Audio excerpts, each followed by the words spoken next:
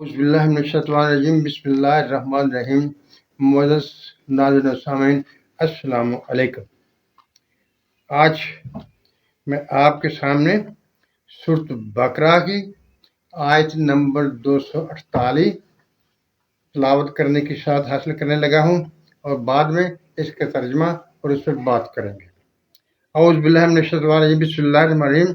वक़ाल हम नबियुहुम इन्ना आयात मुल्किही यात याकुम ताबूत फीहि सकीनतुम मिर रब्बिकुम व बकियता मिम्मा तरका आल मूसा व आल हारून तहमिलुहुल मलाइकातु इन्ना फी ज़ालिका ला आयातुल लकुम इन कुंतुम मुमिनीन। ये सूरत बकरा की आयत नंबर 248 है। इसका तर्जुमा और से बात करने से पहले कुछ बातों की वजाहत करना जरूरी है, वो मैं आपके सामने इनकी वजाहत करना चाहता हूँ। पहली चीज, कुरान का तरीके कार क्या है।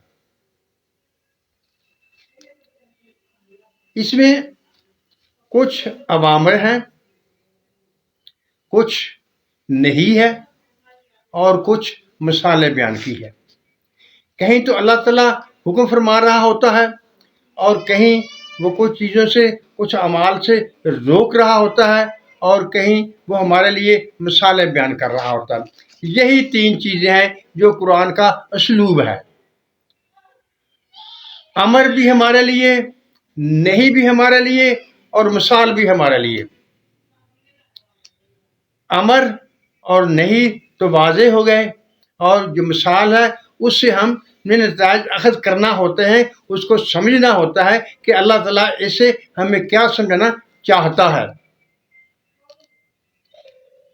और ये जो था कुरान की तरतीब, उसका असलूब। अब दूसरी बात जो इस आयत मुबारका में है वो ताबूत का एक जिक्र है, ताबूत सकीना। ये जो ताबूत सकीना है, इसके बारे में इसकी तारीख थोड़ी सी मुख्तलिफ है, इसमें तजाद पाया जाता है। कुछ लोग कहते हैं कि ये ताबूत हज़रत आदम अलैहिस्सलाम पर नज़ल किया गया था, उनको मिला था और वो दर्जा बर्जा अंबिया के पास से होता हुआ चला आ रहा था। और कुछ कहते हैं कि ये वो ताबूत है जो कि उम्मे मूसा ने हज़रत मूसा अलैहिस्सलाम को जिस ताबूत में डालकर दरिया में रवां किया था, ये वो ताबूत है। और इसके हुजम के बारे में भी मुख्तलिफ चीज़ें हैं। कुछ कहते हैं कि इसकी लंबाई 3 हाथ थी और चौड़ाई 2 हाथ थी। अल्लाह आलम बिस्सवाब। लेकिन ये बात वाज़ेह है कि ये एक ताबूत था, ताबूत सकीना। और इसमें क्या कुछ था, इसकी वजाहत अल्लाह ताला ने इन आयात मुबारका में की हुई है। हम पहले तर्जमा करते हैं और उसके बाद देखेंगे कि उनमें कौन कौन सी चीज़ें थीं। औज़ु बिल्लाहि मिनश शैतानिर रजीम, बिस्मिल्लाहिर्रहमानिर्रहीम। वक़ाला लहुम नबियुहुम, और उनके नबी ने उनसे ये फरमाया, इन्ना आयात मुल्क ही, कि उसके मुल्क की निशानी। किसके मुल्क की? तालूत की बादशाही की, उसके बादशाह होने की निशानी क्या है? यात याकुम ताबूत, कि तुम्हारे पास ताबूत लाया जाएगा, आएगा, फी है सकीनतुम, जिसमें अल्लाह की तरफ से सकीनत है, मिर रब्बिकुम व बकिया, तो और उन निशानियाँ मिम्मा तरका आल मूसा व आल हारून, जिसमें आल मूसा और आल हारून के बकिया जात हैं। तहमिलुल मलाइकातु, जिसे फरिश्ते उठाए हुए होंगे। इन्ना फी ज़ालिका ला आयात लकुम, इसमें तुम्हारे निशानियां हैं। इन कुंतुम मोमिनीन, अगर तुम मोमिन हो। ये जो आखिरी जुमला है, इन्ना फी ज़ालिका ला आयात लकुम इन कुंतुम मोमिनीन, इस पर हम बाद में बात करते हैं। यानी वो जो ताबूत था उसमें निशानियां थी हज़रत मूसा अलैहिस्सलाम की और हज़रत हारून अलैहिस्सलाम की। यानी उनके कहते हैं कि उसमें असाए मूसा था और हज़रत हारून अलैहिस्सलाम का उसमें पगड़ी थी या जुब्बा था, और इसमें कुछ जो मन थे उनको महफूज किया हुआ था, एक मर्तबान में या एक बाटल में, वो भी इसमें थी। और अल्लाह की तरफ से इसमें सकीनत भी थी। یعنی اس میں وہ چیزیں تھیں جو حضرت موسیٰ علیہ السلام اور حضرت ہارون علیہ السلام کے بقیہ جات تھے، اور حضرت موسیٰ علیہ السلام کا عصا تھا، اور حضرت ہارون علیہ السلام کا عصا بھی اس میں شامل تھا۔ یعنی یہ وہ چیزیں تھیں جو اس تابوت میں موجود تھیں، اور یہ موسیٰ علیہ السلام کی قوم کے لیے باعث برکت تھا، اور اس سے ان کو فتح حاصل ہوتی تھی۔ جب وہ لڑائی میں جاتے تھے تو اس کو ایک خیمہ بنا کر اس میں رکھ دیتے تھے، اپنے سامنے رکھتے تھے، اس میں لڑائی کی ان کو فتح ہو جاتی تھی۔ لیکن جب ان کی بدعمالیاں بڑھ گئیں تو بخت نصر نے ان سے پر حملہ کیا، انہیں شکست دی، اور یہ تابوت وہ لے گیا۔ اب جب وہ تابوت لے گیا تو اللہ تعالیٰ نے طالوت کی بادشاہی کے لیے یہ نشانی قرار دے دی گئی کہ وہ تابوت فرشتے اٹھا کر لائیں گے۔ وہ کیسے؟ یہ ایسے ہوا کہ جب وہ بخت نصر اس کو لے گیا، تابوت کو لے گیا، تو اللہ تعالیٰ نے ایسا کیا کہ جہاں وہ تابوت کو رکھتے تھے اس شہر میں تباہی و بربادی پھیل جاتی تھی، مختلف قسم کی بیماریاں پھوٹ پڑتی تھیں، اور شہر تباہ و برباد ہو جاتا تھا۔ اسی طرح سے ان کے 5 شہر جب برباد ہو گئے تو انہوں نے سوچا کہ یہ اس تابوت کی نحوست ہے جس کی وجہ سے یہاں پر بیماریاں پھوٹ پڑتی ہیں۔ تو انہوں نے ایک گاڑی پر اس تابوت کو رکھا اور بیلوں کو ہانک دیا، اور فرشتے ان کو ہانک کر طالوت کے گھر کے سامنے لا گئے۔ جب یہ تابوت پہنچ گیا تو لوگوں نے طالوت کی بادشاہی پر جو ہے وہ اتفاق کر لیا، اس کو تسلیم کر لیا۔ یہ تو اس کی آج ہمارے پہلے حصے کی تشریح ہوگی۔ اب آج دوسرا حصہ جو ہے اس میں جو آخری حصہ ہے وہ یہ ہے، ان فی ذالک لآیات لکم ان کنتم مؤمنین، اس میں تمہارے لیے نشانیاں ہیں اگر تم مومن ہو۔ یہ جملہ کن کے بارے میں ہے؟ کیا ان موسیٰ کی قوم کے بارے میں ہے یا یہ ہمارے لیے ہے؟ یہ اب ہمیں دیکھنا ہے۔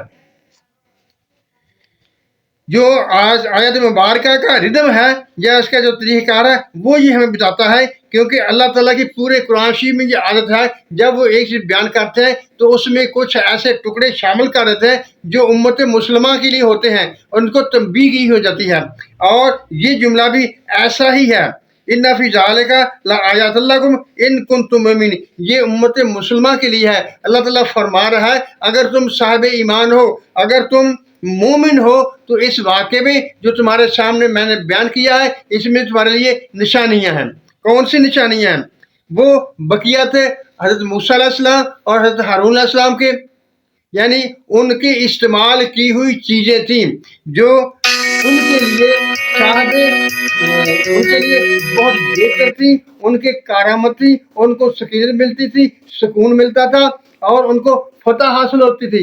یعنی اس کے انبیاء کرام کی چیزوں کی برکت کی وجہ سے انہیں بہت کچھ ملتا تھا، اور یہی بات اس میں ہمارے لیے بھی نشانی ہے کہ ہم اپنے انبیاء کی چھوڑی ہوئی چیزوں کا جو ان کے استعمال کی تھی وہ ہمارے لیے بھی باعث برکت ہے، ان کی یادگاروں، ان کی نشانیوں، ان کے استعمال کی ہوئی چیزیں ہمارے لیے بھی برکت ہے، ہمیں ان سے بھی سکینت حاصل ہوتی ہے۔ اب دیکھ رہے ہیں سکینت کیا ہے؟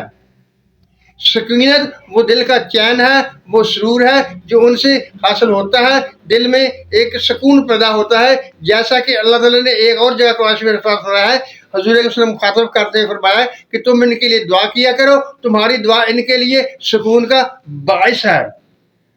معزز ناظرین سامعین، ایک تو حکم ہوتا ہے اور ایک نہیں ہوتی ہے، حکم بھی واضح ہوتا ہے، نہیں بھی واضح ہوتی ہے، اور جو اس طرح کی مثالیں ہوتی ہیں اللہ تعالیٰ ہمیں بیان کرتا ہے وہ ہمارے فائدے کے لیے کرتا ہے، لیکن یہاں ایک پرابلم آتا ہے۔ وہ پرابلم یہ ہوتا ہے کہ ہم ان سے مختلف قسم کی توجیہات کر لیتے ہیں اور مختلف قسم کے نتائج اپنے سامنے لے آتے ہیں۔ اللہ تعالیٰ ہمیں یہ بتا رہا ہے ان آیات میں کہ بزرگان دین، انبیاء کرام کی جو استعمال کی ہوئی چیزیں ہوتی ہیں، ان کا ترقی ہوئی چیزیں ہوتی ہیں، وہ باعث برکت ہوتی ہیں۔